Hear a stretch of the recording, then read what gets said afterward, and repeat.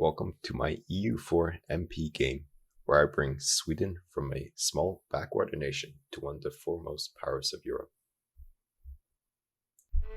We began the game by first of all stabilizing our new nation.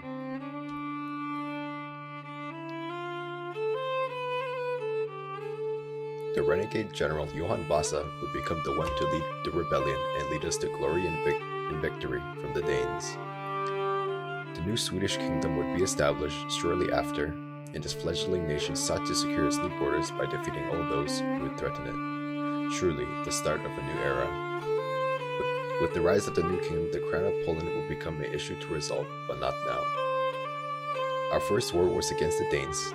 Defeating them would ensure we would never be subjugated again, as well as the majority Swedish lands in Scandinavia would be liberated.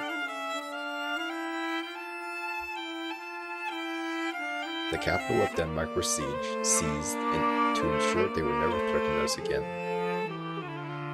With the defeat of the Danes, Johan Vasa, gaining immense popularity as the liberator of Sweden, was crowned as the first of a new lineage of kings. Johan Vasa was a very eager scholar known as a vivid funder of new technology, which he believed would distinguish Sweden from the rest.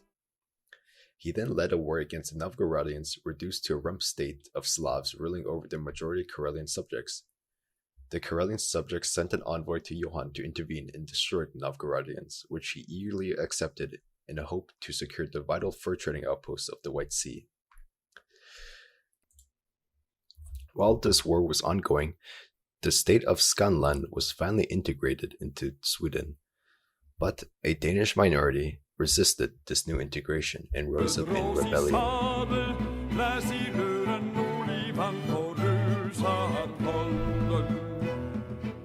With the Karelian War of Liberation finally over, Sweden turned against Norway, its neighbor, who had recently deposed a distant cousin of Johan Vasa in their own revolutionary fervor. This was the first and last mistake the fledgling kingdom of Norway would make. While besieging the important fortress of Bergen, Johan Vasa discovered an abandoned war orphan. Feeling sympathy for the child, and having no current heir, he adopted the child, which he named after himself. The new Swedish navy engaged a blockading fleet of Prussians, but would lose due to overwhelming enemy numbers. This marked the beginning of the great Swedish navy, forged by fire and blood. With the personal union enforced, Johan sought to ensure Norway would never break free again. After all, why would they? The Lovelace would.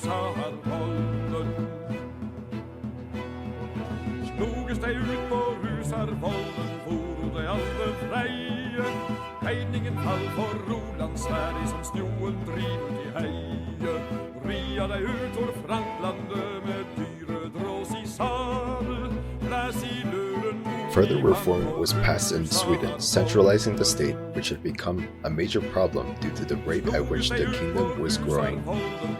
After this, the Duchy of Karelia was established, giving self-governance to the Karelian people for the first time in centuries.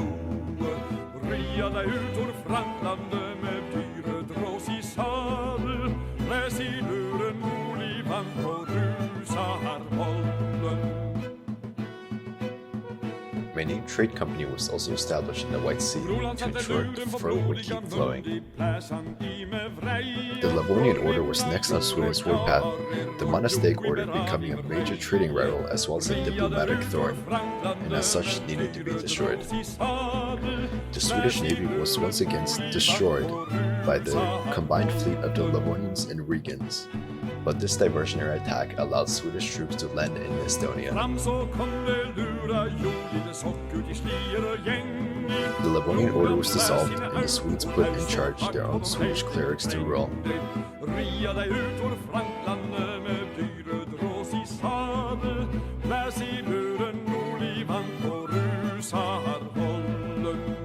It was at this time that Riga saw an influx of eager Swedish merchants looking to make their big break into the Eastern European market, and thus the window to the east was established, with the entire region of the Swedish Baltics being reorganized into the Swedish Baltic Company to extract as much revenue for the Swedish crown as possible.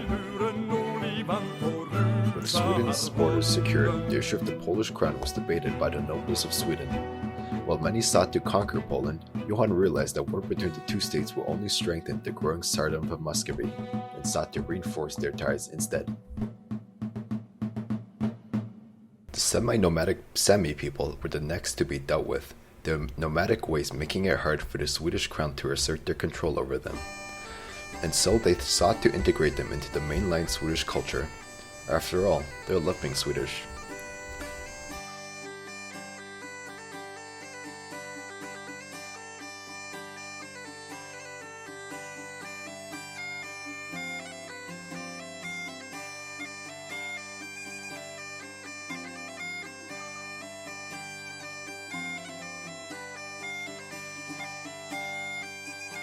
The new focus of this nation was hotly debated, with two main factions asserting control. The economic faction of merchants and certain industrious nobles won over the militarists who wanted to further bolster Sweden's army, as they saw expansion as the only way to grow Sweden.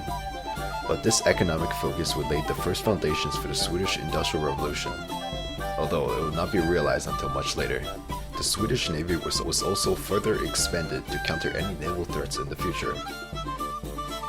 The Second Swedish-Danish War also commenced as Sweden sought to incorporate the rest of Denmark into its own, and this would solidify the last contender for Scandinavian unification.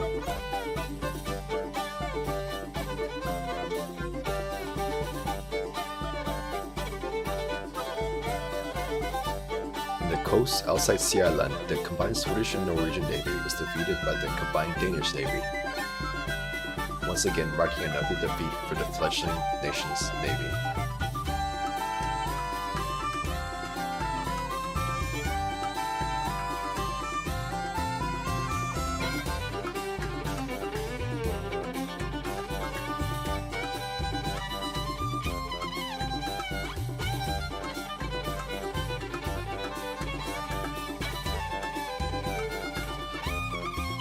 With new technology taken, the Swedish army now began a renewed push against Denmark. Meanwhile, disgruntled Sami tribes revolted and established their own autonomous region, the last Sami stronghold of Kola, with the rest of mainland Sweden already assimilating into Swedish culture. The Danish army was then decimated at Skane, never to rise ever again.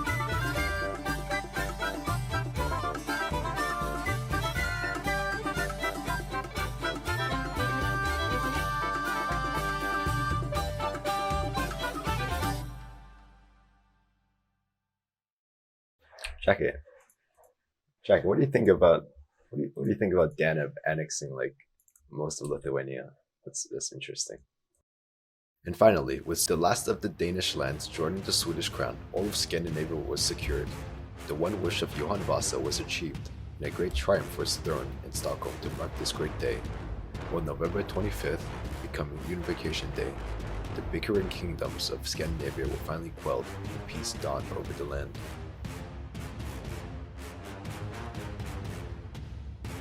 Wow, I've hardy seamen. Okay, that's cool. The mercenaries raised during Sweden's independence wars were finally disbanded as they had become a great strain on the economy, and the first professional army of Sweden was raised.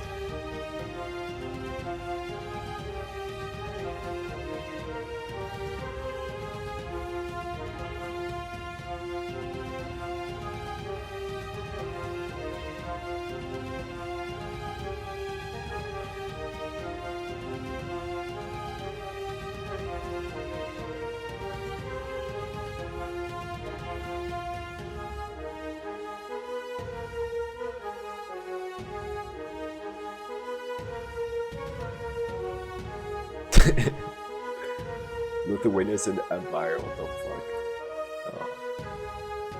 Oh, it's painful. With most of Sweden's neighbors joining the empire in a series of diplomatic maneuvering by Austria, they had increased the empire immensely, but it had locked Sweden away from any major expansion routes.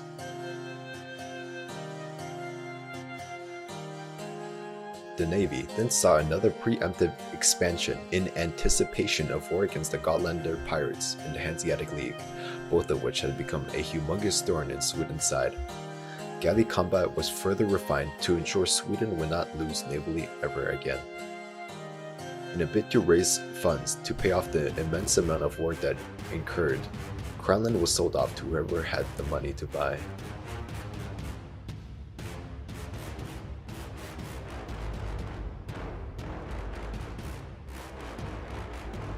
During this time, a trade reform was established as well, many merchants raising concerns over how a great deal of trade money was lost in the White Sea, as well as minor merchants in Sweden's subjects such as Norway and Karelia competing with Swedish ones, and so a policy of Swedish supremacy was established, and as such these great trade reforms brought great revenue to Sweden.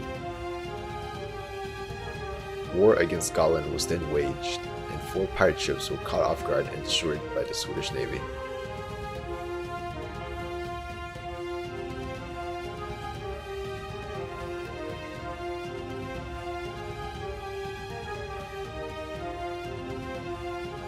The Hanseatic and Gotlander navy doubled the size of the Swedish one, caught the Swedish Navy outside the coast of Stockholm, but brilliant maneuvering on the part of the Swedish Admiralty allowed the entire fleet to escape unscathed. Oh shit. The new emphasis on fur trading had led to great wealth for Västerbotten, becoming a major fur trading town, exporting furs all over Europe.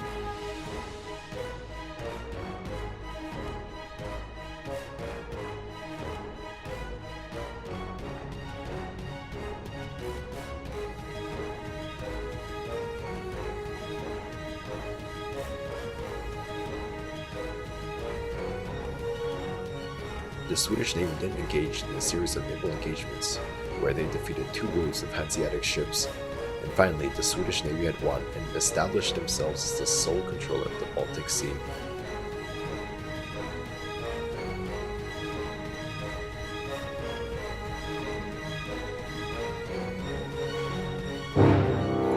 Oh my god, okay. Okay. What do you want? What do you want, man? You want all of it? Wow, that's crazy.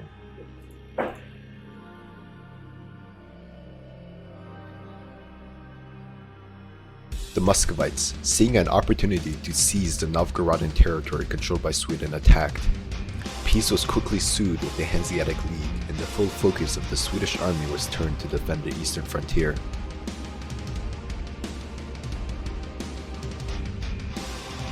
Poland had answered the call to war by Sweden, but was embroiled in a war against the Lithuanians and would be indisposed for a while. Sweden was on its own against an army twice its size.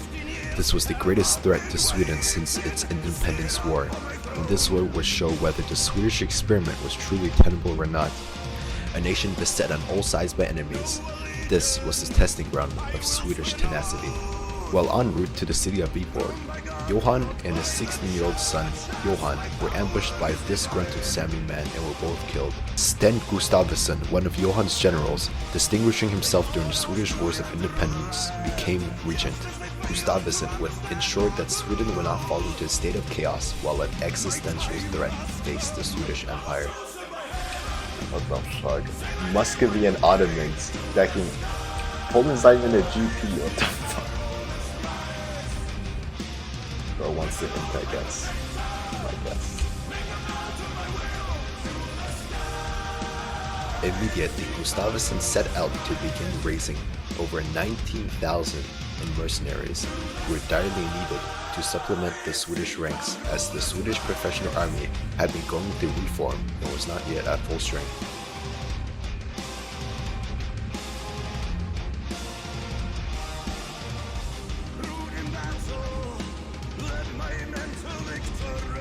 Karl Engelbrecht, distinguishing himself during the Sami War, led the first battle to relieve the besieged fort of Viborg.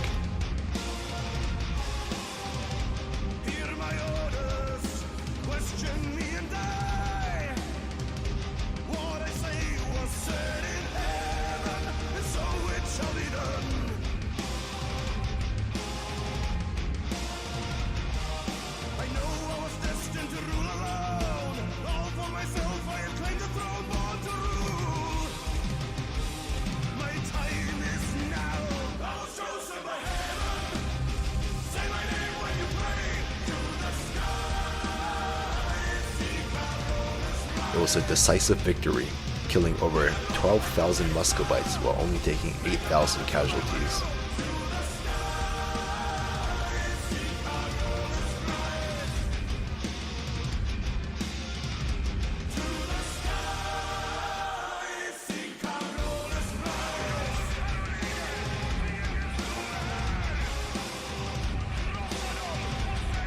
And the Ottomans are attacking. The Ottomans, sensing weakness, struck against Poland, sieging a border fort.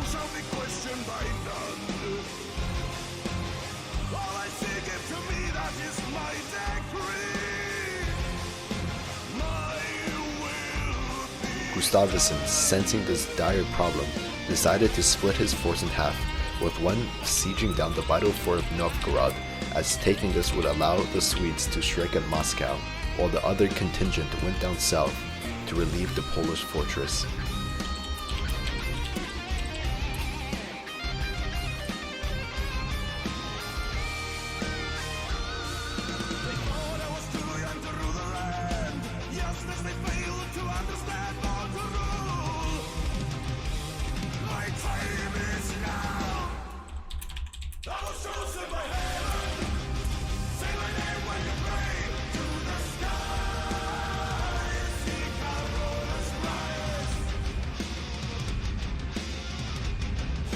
The Ottoman force of 28,000 was completely isolated, so in order to smash this army, the element of surprise was necessary, to attack the Ottomans with overwhelming force and completely destroy them.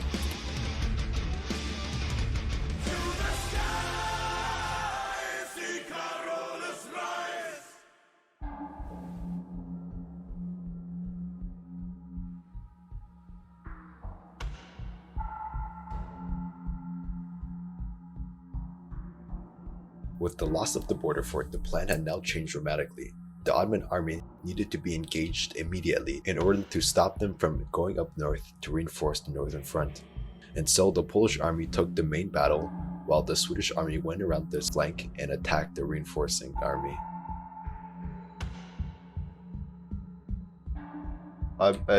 Jacket, shift consolidate, please.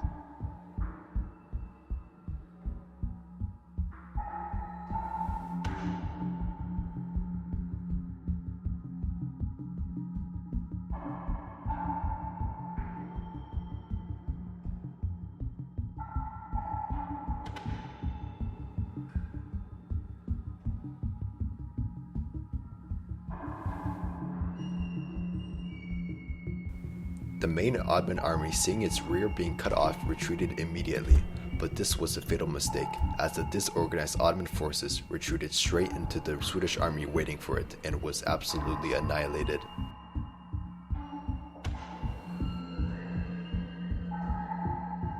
This vital victory would ensure the Polish heartland was safe, allowing the entire Polish army to now focus on the northern front.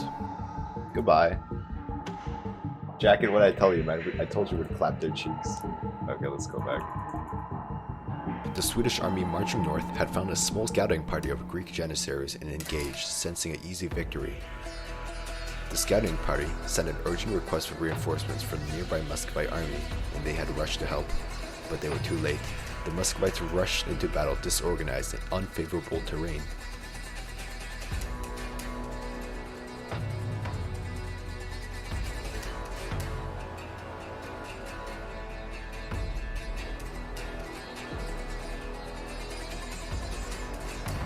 This army was decisively defeated, and during this battle the Swedish army went through several great reforms.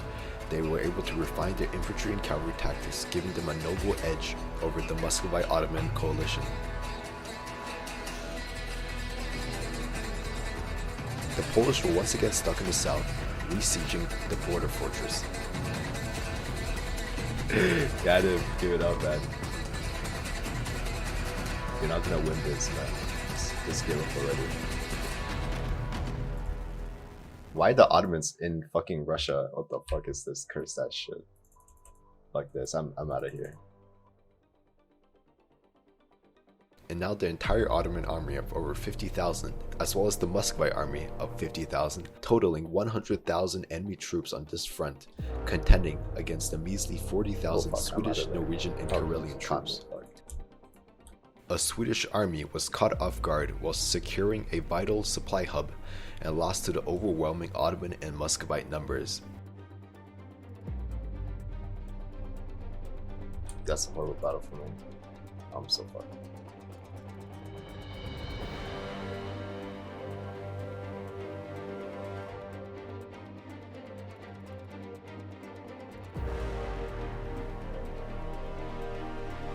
Gustavusson, realizing that splitting up his army would surely spell his end, and so he sought to consolidate his forces in one large army from now on. The Muscovites had now moved to siege down the bustling port city of Riga. Losing this would become a great blow to the Swedish war I'm gonna attack effort, so Riga. this was to be the site of the Swedish okay. counterattack.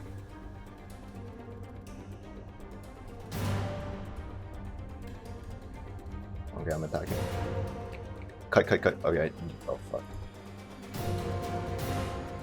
What the fuck is happening here?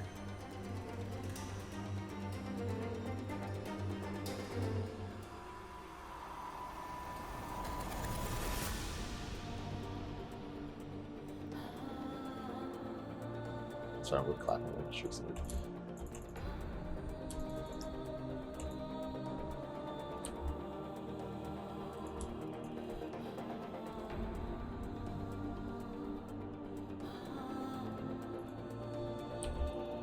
Reinforce. Oh no, half. Don't put your full stack in. Half. Okay. Actually, I should just send everything. Full send. Go. He's overstacking.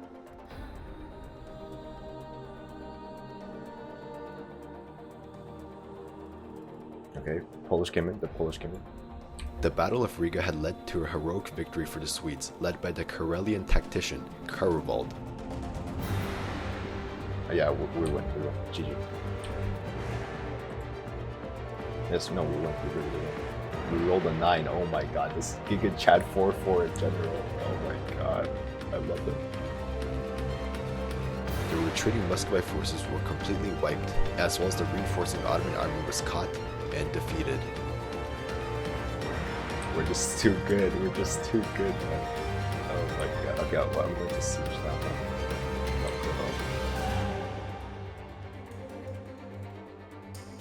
The Battle of Wenden was the next crucial battle of the war, with the Polish wing hussars swooping in just in time and saving the day. This victory allowed the Swedish coalition to retake the initiative and strike back.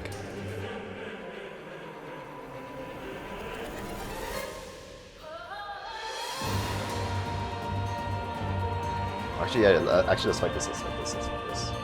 The Swedish forces en route to siege Novgorod once again were engaged in the city outskirts by the Muscovite and Ottoman forces. Okay, reinforces the other half. No, we're winning. I'm literally winning by myself. Oh my god.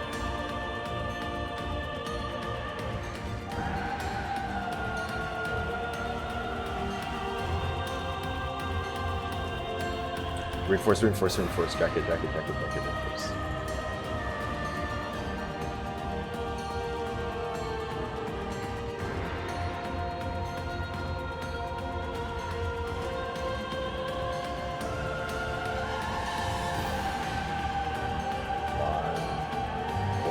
Hold. I forgot about the 14k. I only have 14k just sitting. Yeah, retreat. Although winning the first engagement, the enemy numbers and reinforcements were just too great. The Swedes and Poles were forced back again. Hence, I think I have one last chance if I'm gonna pull this shit off. One last battle. But, yeah. The entire Muscovite and Ottoman army were once again on the outskirts of Riga. Troops were ferried in for a secret attack for this last do-or-die battle.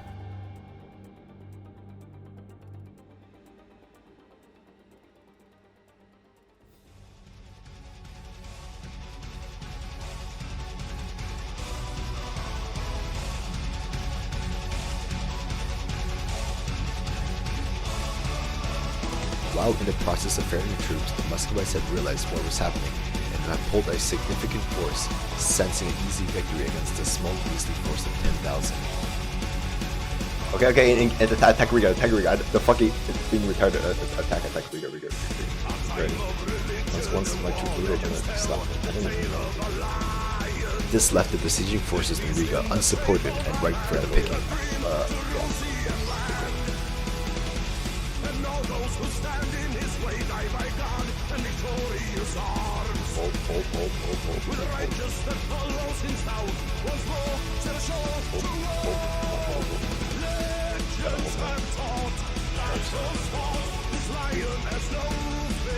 Yeah. Okay, attack never. Engaged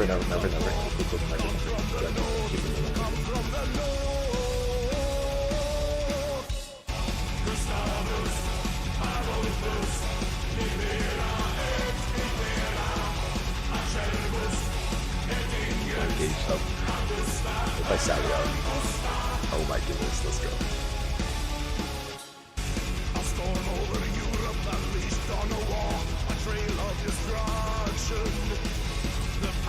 Wow, I just 30k is losing for 4k right now. This is hilarious.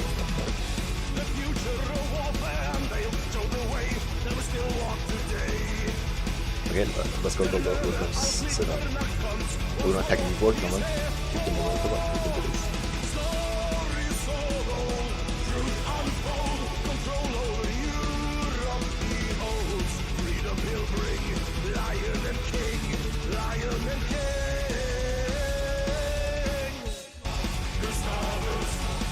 There's no morale on them. Once you get there.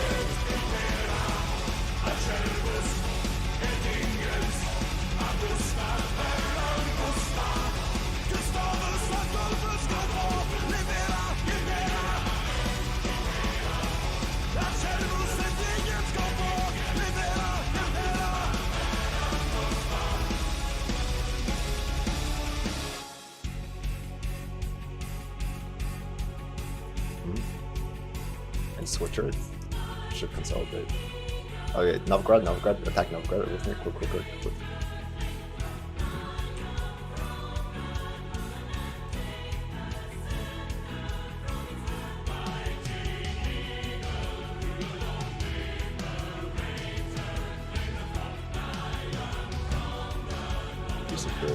Oh my god, the morale difference.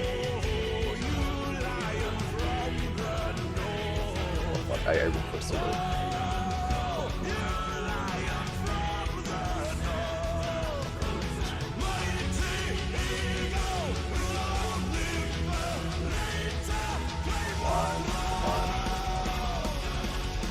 One. 21st of March.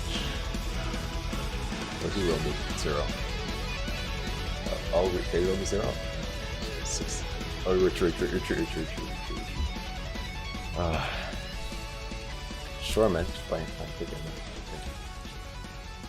The Swedish momentum was lost after winning a series of successive victories. The overextended and exhausted Swedish and Polish forces were repelled for the last time off of Novgorod. The Swedish and Polish manpower pool was completely exhausted, and peace was sued.